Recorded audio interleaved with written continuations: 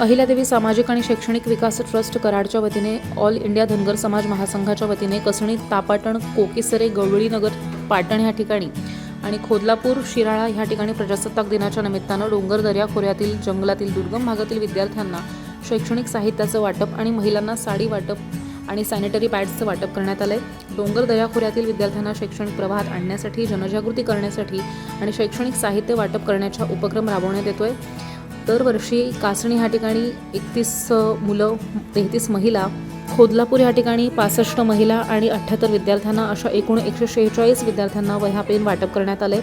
एकूण महिला 121 महिलांना साडी वाटप करण्यात आले, सॅनिटरी पॅड्सचं वाटप करण्यात आले। यावेळी बोलताना प्रवीण काकडे म्हणालेत की छत्रपती शाहू महाराज, महात्मा ज्योतिबा फुले, डॉक्टर बाबासाहेब आंबेडकर यांनी बहुजन समाजाला शिक्षणाच्या प्रवाहात आणण्यासाठी प्रयत्न केले, पण आजही बहुजन समाजाला शिक्षणापासून वंचित राहावं लागतंय आणि ही शोकांतिक आहे। एकीकडे देशात अमृत महोत्सव साजरा करताय तर डोंगर दर्या खोऱ्यातील विद्यार्थ्यांना शिक्षणापासून वंचित राहावं लागतंय।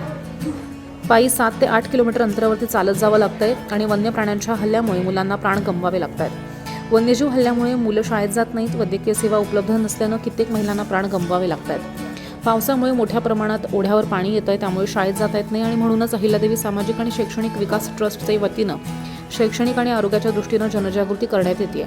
यावेळी धुळाजी यमकर, बापू जानकर, धाकलू गावडे, पोलीस पाटील सुनीता गावडे, अजित कांबळे, महादू कोराड, कोयल गावडे, लक्ष्मण कोकरे, संतोष कोकरे, रायबा माने, सीताराम जानकर, धोंडीबा शेळके, विठ्ठल गम्माणेरे आणि विद्यार्थी महिला उपस्थित होत्या।